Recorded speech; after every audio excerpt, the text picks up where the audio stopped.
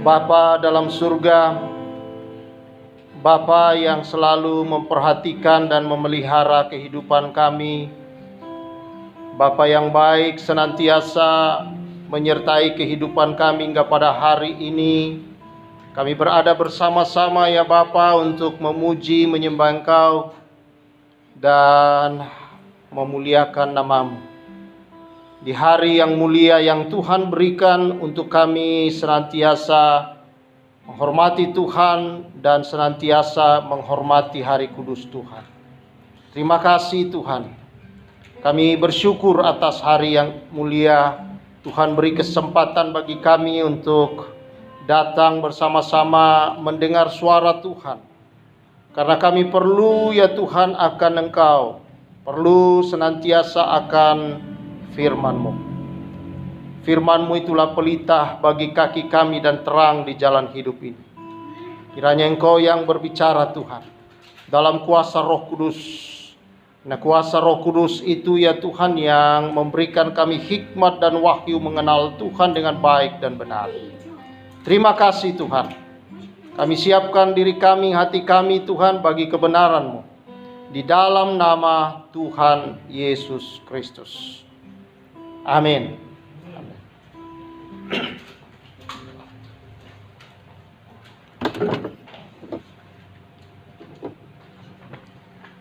Shalom. Puji Tuhan. Mari kita bersama-sama akan merenungkan firman Tuhan.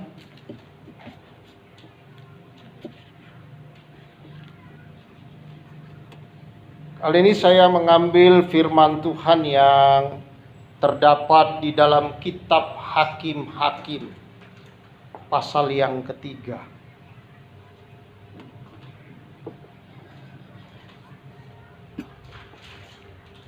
Hakim-Hakim, pasal yang ketiga, ayat yang ke-31. Ini kisah mengenai seorang hakim yang diangkat oleh Tuhan menyelamatkan Israel dari tangan orang-orang Filistin yang bernama Samgar. Ya. Jadi ini cuma satu ayatnya, saudara. Dan Samgar ini kalau kita baca seluruh Alkitab cuma 2 kali disebut dalam Alkitab. Dia ada di dalam pasal yang ketiga ini dan juga ada di dalam pasal yang kelima. Namun di dalam pasal yang ketiga inilah saudara kisah tetap tentang Samgar. Walaupun hanya singkat saja kelihatannya di sini, tetapi sangat penting dalam perjalanan orang Israel. Ya. Demikian firman Tuhan kita baca di sana. Sesudah dia, maksudnya sesudah Ehud, ya, yang Ehud sebelum Samgar, bangkitlah Samgar bin Anat. Ia menewaskan orang Filistin dengan tongkat penghalau lembu. 600 orang banyaknya. Demikianlah ia juga menyelamatkan orang Israel. Jadi saudara yang saya kasih dalam Tuhan, Samgar dikatakan di sini dipakai oleh Tuhan menewaskan orang Filistin sebanyak 600 dengan hanya menggunakan tongkat penghalau lembu. Apa sih tongkat penghalau lembu? Jadi kalau biasa saudara-saudara kayak kita di Indonesia ini kan kalau sawah biasa dibajak. Dibajak tuh pakai kerbau atau pakai sapi, lembu. Kalau zaman dulu saudara-saudara di orang Israel atau ya, wilayah sekelilingnya, mereka kalau membajak ladang-ladang mereka menggunakan lembu. Nah, biasanya itu saudara, lembu itu kemudian dipasangin kuk dari atas, ya, semacam kayu, lalu supaya dia bisa diatur jalannya. Dan si petani ini saudara-saudara memegang satu tongkat. Ya. Tongkat itu dia pegang adalah supaya lembu itu berjalan sesuai dengan keinginan si gembala, ya, atau si petani ini.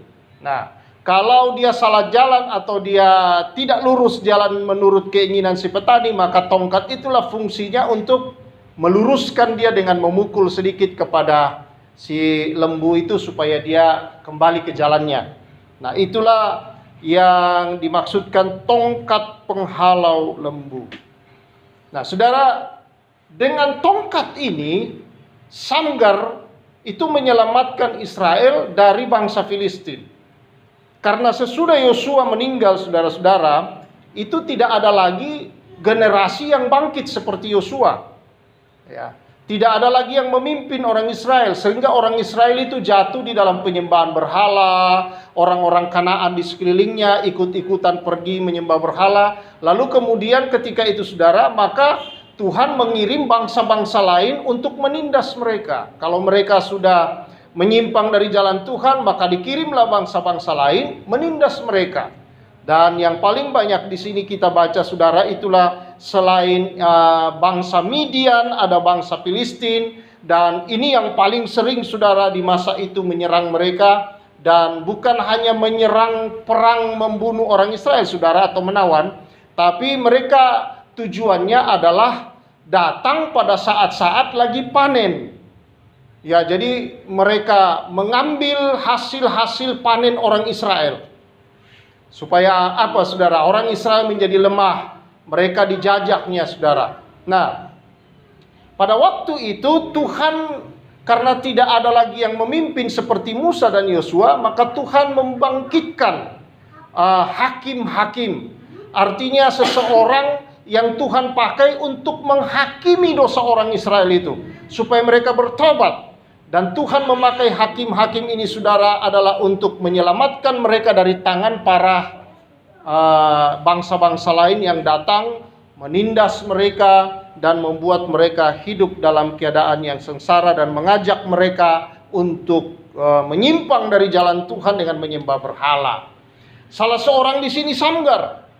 Dia melawan, saudara, bangsa Filistin dengan tongkat penghalau lembu. Dikatakan dia berhasil membunuh 600 orang. Saya nggak tahu tuh dia pakai jurus apa ya. Satu orang, saudara, dengan tongkat, dia pakai jurus apa itu si Samgar, lawan 600 orang bisa mati. Bisa kalah. Kalau film-film kungfu biasanya ya, kau ya. Itu film-film kungfu, Jet Li itu bisa lawan berapa ya? Itu kalau di film, saudara. Ini bukan film, ini kisah nyata. Ya, saya nggak tahu bagaimana caranya pada masa-masa itu, saudara. Betul-betul para pahlawan di masa itu tuh luar biasa. Mereka kalau melawan tentara dari bangsa lain bisa hadapi sendirian. Ya, sama seperti anaknya Saul, Jonathan dengan si pembawa senjatanya satu orang. Dengan berdua saja, saudara, mereka mengalahkan puluhan tentara dari bangsa Filistin. Ini yang paling sering bentrok atau berperang dengan Israel itu adalah bangsa Filistin. Ya. Nah, saudara, dan yang luar biasa di sini dikatakan demikianlah ia menyelamatkan orang Israel. Tuhan pakai dia, saudara-saudara, untuk menyelamatkan, artinya membawa orang Israel kembali keluar dari bangsa-bangsa lain, dari penyembahan-penyembahan berhala yang mereka lakukan di bangsa-bangsa lain. Diselamatkannya mereka dari sana. Lalu kemudian, saudara, diselamatkan di sini, diselamatkan pula harta-harta dan hasil panen mereka, kekayaan mereka yang selalu datang dirampas oleh bangsa lain. Diselamatkan juga nyawa mereka, saudara. Hanya tidak dicatat di sini, saudara, berapa lama setelah itu lalu kemudian dia memerintah atas bangsa Israel. Hanya satu ayat ini. Mungkin saudara-saudara Samgar tidak terlalu terkenal. Dan bahkan mungkin saudara baru kali ini ingat nama ini, atau baca atau dengar nama ini, Samgar. Ya, saudara yang saya kasih dalam Tuhan. Tetapi saudara, ternyata di dalam Alkitab dia penting. Dia punya peranan, saudara. Dia punya pemakaian Tuhan untuk menyelamatkan orang Israel. Ya. Nah, Ada banyak contoh-contoh lain dalam Alkitab ini, saudara-saudara, orang-orang yang dipakai Tuhan sebagai penyelamat bagi orang Israel. Ada Simson. Ya, ini luar biasa, saudara. Simson, saudara, itu dengan rahang keledai. Rahang keledai itu sepanjang apa sih? Mungkin ya tidak lebih panjang dari tangan saya ini. Tapi dia membunuh 1.000 orang dengan itu, saudara. Ini lebih dahsyat jurusnya nih. Ya, nggak tahu jurus kungfu apa dia pakai, campuran apa, saudara, ya. Dengan kekuatan yang luar biasa itu 1.000 tentara. Masa iya dari 1.000 tentara itu tidak ada tombak, tidak ada saudara, pedang mereka yang mengenai kepada tubuh daripada Simson. Sama juga dengan Samgar tadi. Jadi saya pikir-pikir, saudara, saya berpikir itu masa sih kalau dia cuma dengan rahang keledai sepanjang ini dia pegang untuk pukul 1.000 orang dia bisa bunuh. Masa tidak ada dari tombak atau pedang itu yang mengenai tubuhnya? Berarti Tuhan bikin apa? Simson dibikin kebal juga, saudara. Oh, itu Roh Kudus bisa bikin kebal orang ya. Kan Simson penuhi Roh Kudus. Ya, Samgar juga, saudara, dengan 600 orang dia bunuh itu. Tentunya ini bukan perkara yang mudah kalau bukan campur tangan Tuhan. Kalau bukan kuasa Tuhan, saudara-saudara, tidaklah mungkin mereka melakukannya. Nah, ada juga, saudara, kita lihat dalam Alkitab, dalam Hakim-Hakim juga. Simson itu adalah salah seorang hakim. Ya, ada Gideon. Gideon, saudara-saudara, seorang hakim yang dibangkitkan Tuhan. Pada waktu itu orang-orang Israel menyembah kepada dewa Baal. Dan pemimpinnya mereka, saudara, untuk menyembah dewa Baal adalah ayahnya Gideon.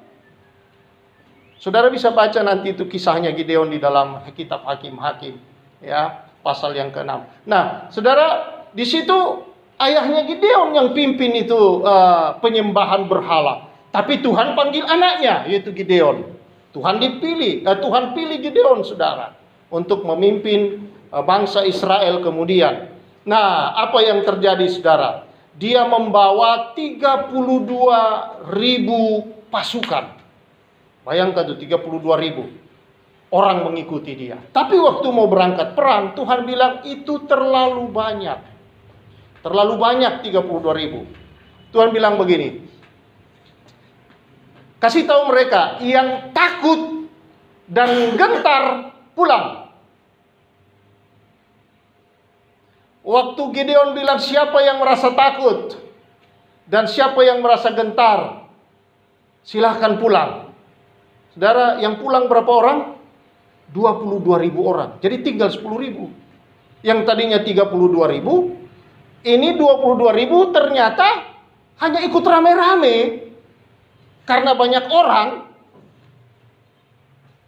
Gak selalu Tuhan senang dengan banyak orang, saudara-saudara. Jangan sampai gereja kita nih gereja begitu, saudara. Wah, kalau banyakan rame-rame, keroyokan begitu nyanyinya, hebat. Begitu ada bencana terjadi, yang dipanggil pembicaranya siapa? Yang bicara tentang pengangkatan. Supaya ada bencana, kita cepat-cepat diangkat nih. Ternyata ketakutan semua. Saudara, ini jadi orang Kristen pengecut. Ya kan? Dan percayalah, saudara, kalau orang selidiki Alkitab dengan benar dalam bahasa Ibrani, saya mau katakan kepada saudara, sebanyak apapun orang bicara tentang pengangkatan, yakinlah tidak akan pernah ada pengangkatan. Kalau mau berani berdebat-debatan, buka kitab, tidak akan pernah ada pengangkatan, saya beritahu. Jadi siap-siap aja tersiksa di dunia ini. Orang Kristen. Iman yang harus dipelihara. Tidak ada itu, saudara. Itu adalah ciptaannya orang Kristen Amerika. Tentang pengangkatan itu. Kita dibodoh-bodohin. Anak umur 19 mimpi tentang pengangkatan. Lalu dipercayai sama profesor yang ngajar di sekolah Alkitab. Coba. Lalu diajarkan tentang hal itu. Tanpa meneliti Alkitab. Yakinlah, saudara.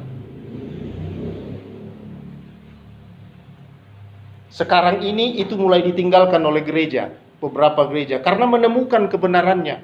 Setelah kita menyelidiki, saudara, di dalam orang Yahudi pun tidak ada itu pengangkatan.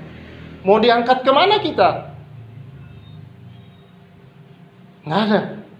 Jadi jangan jadi orang Kristen pengecut, sedikit-sedikit ada masalah di dunia ini, langsung, akhir zaman, kita mau diangkat nih. Tunggu-tunggu mau diangkat. Boro-boro diangkat ke polisi, iya. Dan itu sudah terjadi berkali-kali dalam sejarah gereja, saudara.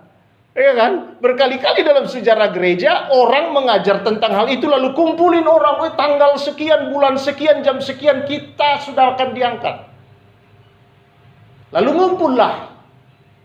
Datang juga polisi, nggak berani polisi ngapa-ngapain. Seperti waktu di Bandung itu, saudara. Beberapa tahun lalu, sudah kumpul semua bahwa tanggal sekian, bulan sekian, jam sekian, detik sekian, kita akan ada pengangkatan. Kumpul, saudara. Polisi juga datang. Ngumpul polisi. Tapi polisi nggak berani ngapa-ngapain. Tungguin. Begitu detiknya tidak diangkat, saudara, lewat dari detik menit yang pengangkatan itu, mereka diangkat oleh polisi, naikkan mobil satu-satu, mobil polisi dibawa ke kantor polisi. Dipulangkan ke kampung masing-masing. Tapi pulang kampung apa? Tidak ada lagi yang mereka bisa tempati. Mereka sudah jual rumah, tanah, apa semua sudah dipersembahkan. Karena mereka pikir, kita mau diangkat, mau diapain, semua kasih semua sama Tuhan. Dan itu terjadi berulang kali dari tahun ke tahun sejak gereja mula-mula, saudara. Dan tidak pernah ada. Karena memang tidak ada. Tapi hari ini saya tidak bicara akhir zaman. Ya, banyak saudara akan tercengang kalau bicara akhir zaman. Saudara-saudara berbeda dengan apa yang saudara dengar dan diajar selama ini. Ya. Nah, mari kita lihat, saudara, bahwa Gideon yang banyak orang itu, saudara, takut pulang semua. Tinggal 10.000. Lalu Tuhan bilang, masih banyak, suruh minum. Turun sungai, suruh minum. Nah, kebiasaan mereka, saudara, tentara-tentara kalau mau disuruh minum, itu biasanya mereka letakkan senjata-senjata, atau kalau dia bawa tas-tasnya, dia letakkan tasnya. Lalu kemudian dia turun di sungai, lalu minum pakai tangan. Cedok pakai tangan begini, lalu minum. Nah, suruh minum. Tapi rupanya nih, 10.000 orang turun di sungai, di dalam air, ada yang minum pakai tangan. Ada juga yang saudara masuk di sungai, langsung minum pakai mulut dari bawah kayak anjing. Nah, gitu. Tuhan bilang begini, pisah-pisahkan. Yang minum pakai tangan itu singkirkan ke sana. Yang tadi langsung minum pakai mulut begini, singkirkan sana. Lalu setelah dipisah, saudara-saudara, yang minum pakai tangan itu hanya 300 orang. Dan yang minum langsung begini, saudara, itu ada 700. Maka itu suruh pulang. Pulangkan itu. Kenapa, saudara-saudara?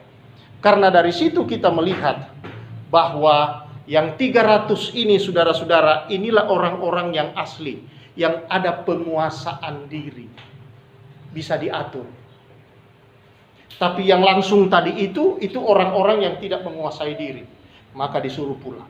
Jadi untuk berperang itu tidak mudah, saudara-saudara. Jadi orang percaya itu, saudara, tidak mudah juga. Ya, kita diselamatkan. Tidak mudah ternyata, saudara. Dan akhirnya apa yang terjadi? Dengan 300 itulah melawan puluhan ribu tentara musuh. Tapi mereka, karena Tuhan yang berperang, bukan Gideon dan tentaranya. Itu tentaranya Gideon, saudara, apa yang mereka bawa sebagai senjata? Itu obor dan buyung. Ada yang tiup sangkakala, nanti tiup sangkakala. Tuhan bikin bunyi sangkakala tuh kayak puluhan, ratusan ribu tentara yang tiup. Tentara Midian ketakutan. Itu tentaranya Gideon kok banyak banget. Ya, lalu kemudian apa yang mereka lakukan? Mereka teriak, demi Tuhan dan demi Gideon. Buyung-buyung yang ada di tangan tuh mereka pecahkan. Puak! Lalu Tuhan bikin bunyi buyung itu seperti seperti gerakan pasukan yang seperti pasir banyaknya kedengaran. Lalu mereka lari ketakutan, saudara, tentara-tentara Midian itu. Mereka pikir, mati kita, tentaranya Gideon banyak sekali. Cara Tuhan berperang. Jadi bukan Gideon juga dengan tentaranya, Tuhanlah yang berperang untuk mereka. Sama juga dengan Musa. Waktu Tuhan panggil Musa, Musa takut. Tuhan bilang apa? Apa yang ada di tanganmu? Musa bilang, tongkat Tuhan. Dengan tongkat itulah saudara, Tuhan memakai Musa membuat mujizat di depan mata Firaun. 10 tulah yang dilakukan itu dengan tongkat itu saudara. Dia mendatangkan mujizat-mujizat untuk menyelamatkan orang Israel. Dan banyak kisah lain. Ada Daud, saudara-saudara. Ya. Sementara Saul pakai semua persenjataan, pakai ketopong, pakai baju sirah, saudara-saudara. Jadi peralatan senjata, peralatan perang mereka pakai. Pasukannya Saul banyak, pakai peralatan perang. Datang Daud yang masih imut-imut, ya kan, dibilang masih kemerah-merahan itu saudara. Ya mungkin karena sering menggembala, kena matahari, ya saudara. Dia datang, lalu kemudian saya akan lawan itu Goliat.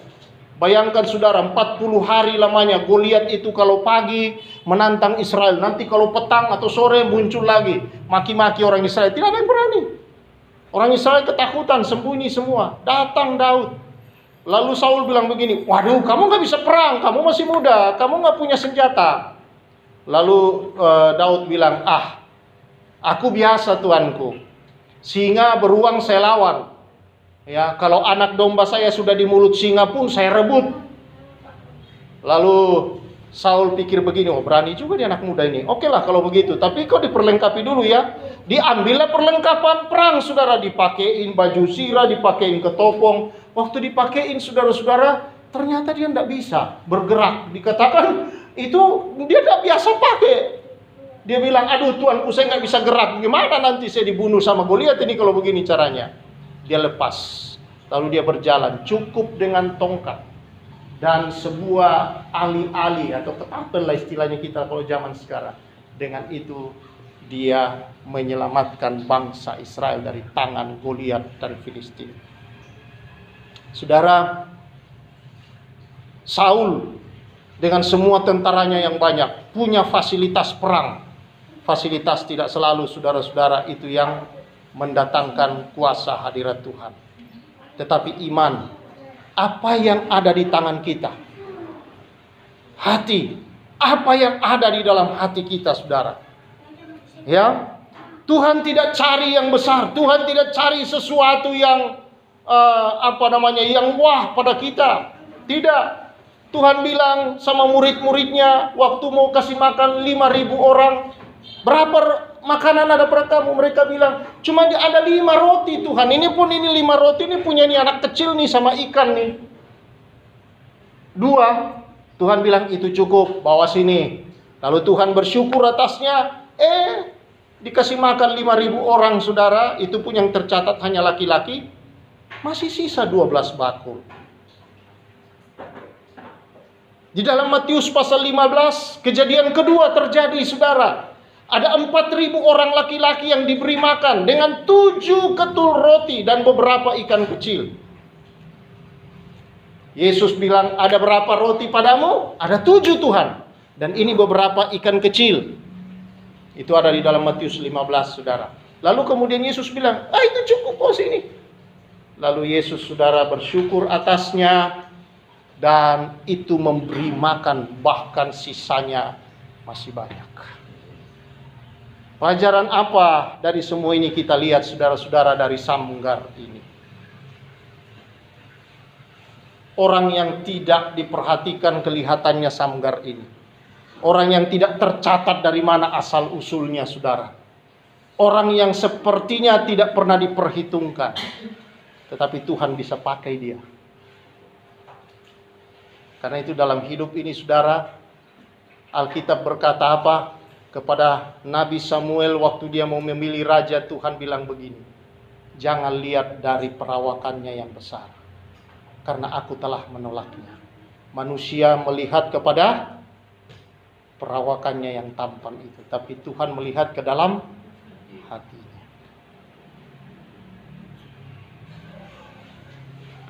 Saul nggak pernah dipersiapkan saudara jadi tentara. Dia itu tiba-tiba karena orang Israel lagi minta raja. Ya udahlah, Tuhan bilang Ya itu Saul aja. Disuruh berdiri, ketika berdiri di antara semua bangsa Israel. Oh, Saul memang paling tinggi badannya. Tidak ada orang lebih tinggi dari orang Israel. Dialah dipilih, saudara-saudara. Tapi tidak pernah dipersiapkan. Beda dengan Daud. Daud biasa berperang di padang dengan beruang, dengan singa.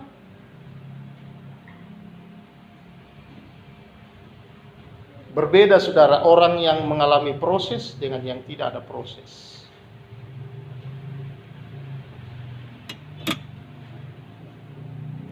Di sini kita melihat, saudara-saudara, orang-orang yang dipilih Tuhan ini orang-orang yang sepertinya tidak lagi dilihat orang, tidak lagi diperhatikan, tidak lagi ditengok. Bahkan orang tidak punya pikiran bahwa dia bisa.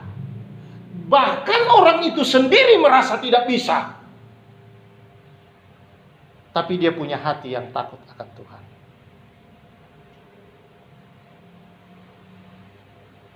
Tuhan memilih Daud. Tuhan memilih Musa. Yang menggembalakan domba 2-3 ekor itu Daud. Menggembalakan domba juga adalah Musa di padang gurun.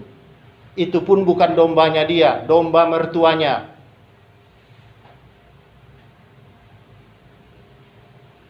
Tuhan pilih. Gideon yang ketakutan itu, saudara, dia mengirik mengirik gandumnya itu di tempat yang tersembunyi. Tuhan datang berkata kepada Gideon, "Hai kau pahlawan Allah." Bayangkan, Gideon kaget, pahlawan, orang lagi ketakutan di sini, kau bilang pahlawan. Saudara, ya kan? Lucu aja Gideon rasa, saudara-saudara. Tetapi karena pilihan Tuhan, Tuhan tahu apa yang ada dalam diri Gideon. Mungkin sekarang dia merasa seperti orang ketakutan, tapi Tuhan tahu, melihat ada kekuatan dari Tuhan. Tuhan akan taruh yang mengubah ketakutannya menjadi seorang yang sangat berani. Dan benar, saudara, dia begitu berani. Itu berhala, bapaknya yang memimpin penyembahan berhala, malam-malam dia tebang semua itu berhalanya bapaknya. Dia tebang, saudara. Lalu apa? Dia jadikan kayu bakar untuk membakar dupa mesbah di hadapan Tuhan, untuk membakar penyembahan kepada Tuhan Allah Israel. Itu yang dia pakai. Dia bakar di situ, di atasnya dia bikin mesbah, saudara. Nanti baca di dalam Alkitab tentang kisah Gideon. Keberanian muncul. Saudara yang saya kasih di dalam Tuhan Yesus Kristus. Disinilah kita melihat, Tuhan tidak melihat, saudara, kita punya apa. Sebesar apa yang kita miliki. Tapi apa yang ada pada kita. Kalau itu diminta, dipersembahkan kepada Tuhan, Tuhan mau pakai, tidak ada perkara yang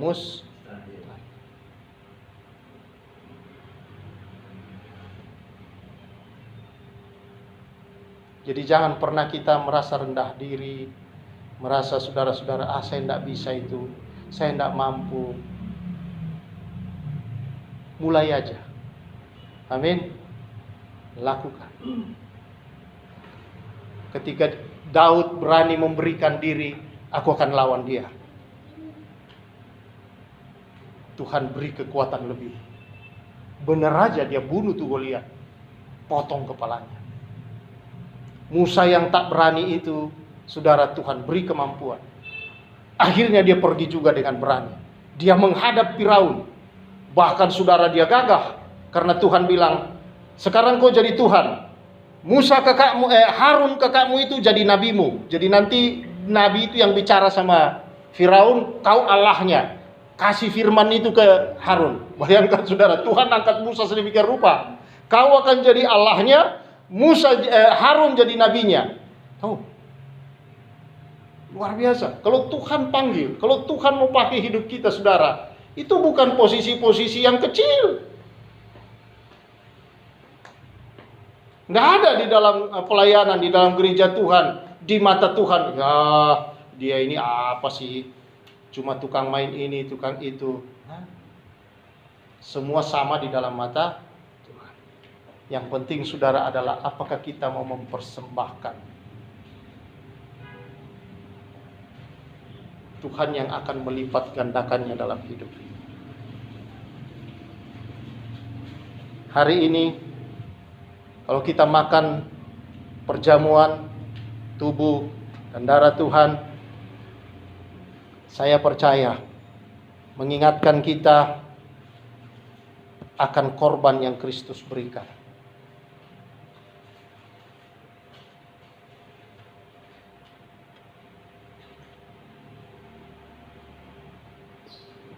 Yesus tidak tunggu orang baik-baik dulu sama dia, baru dia mau mati buat orang itu. Dikatakan dalam Alkitab, ketika manusia masih dalam keadaan berdosa, Kristus itu mati di kayu.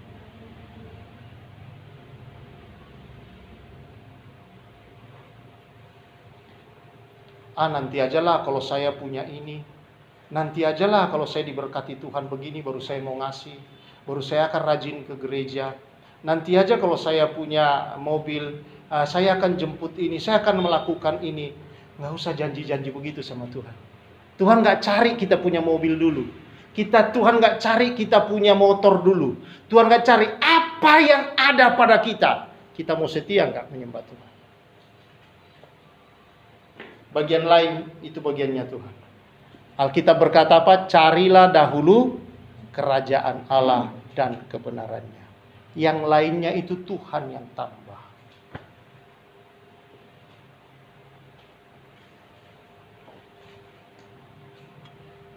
Kalau Tuhan sembuhkan saya akan melayani. Kalau masih bisa bergerak, masih bisa melayani, layani aja. Gak usah bilang kalau Tuhan. Nah, bagaimana kalau nggak disembuh-sembuhkan? Ya kan?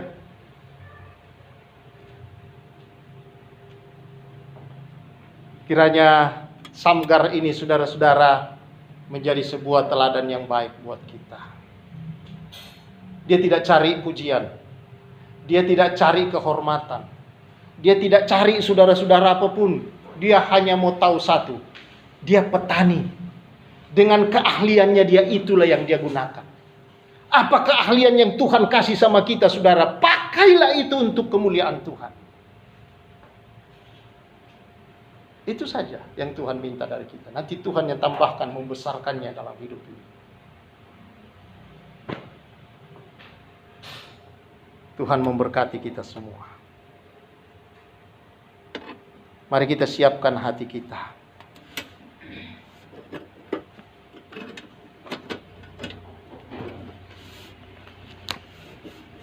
Tuhan, kami bersyukur. Engkau tidak cari sesuatu yang belum kami miliki.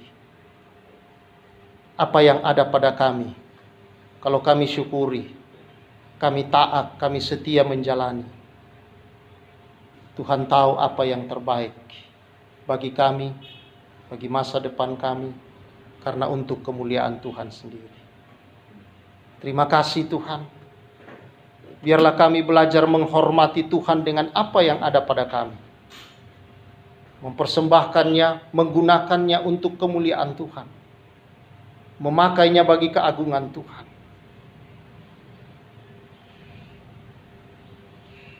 Tuhan, Kau tidak menuntut apapun dari hidup kami ya Tuhan. Kau tidak menuntut kami memberikan. Kami kaya baru kami memberi. Kau tidak menuntut Tuhan. Kami memiliki baru kami bisa taat kepada Tuhan. Tuhan, yang Kau inginkan hanya satu bagi kami adalah iman yang taat dan setia. Kau bukan Tuhan yang kekurangan dalam hidup ini. Engkaulah yang memiliki segala sesuatu. Terima kasih Tuhan. Kami bersyukur hari ini kami siapkan diri untuk bersama-sama makan dan minum perjamuan Tuhan, tubuh dan darah itu yang telah dikorbankan bagi kami, yang rela mau memberi diri walau seluruh dunia menolak, tetapi karena ketaatan dan kesetiaan Kristus, walau seluruh dunia menolak, bahkan orang-orang yang Dia kasihi di sekelilingnya berlari meninggalkan Dia, Dia tetap menyerahkan diri, menyerahkan nyawa Tuhan, terima kasih atas teladan yang baik. Terima kasih untuk Samgar yang hanya sesaat lewat kelihatannya di dalam Alkitab, tetapi dia begitu berharga bagi orang Israel.